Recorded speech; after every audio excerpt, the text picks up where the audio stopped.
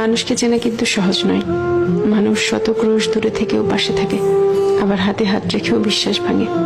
মানুষ গভীর ভালোবাসাও গোপন রাখে, আবার প্রতারণার ইচ্ছা নিয়েও অকপটে বলে দেয় ভালোবাসি।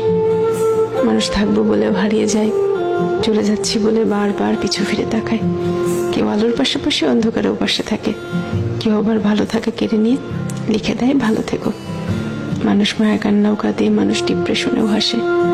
এই জন্য মানুষকে চেনা কঠিন, সত্যি কঠিন বটে। মানুষে মানুষে তফাৎ, ভেতরে বাহিরে তফাৎ, কথা কাজে তফাৎ, তফাৎ মন কিংবা মনুষ্যত্বে। তাই মানুষ চেনার ব্যাপারে খুব বেশি আত্মবিশ্বাসী হতে নেই।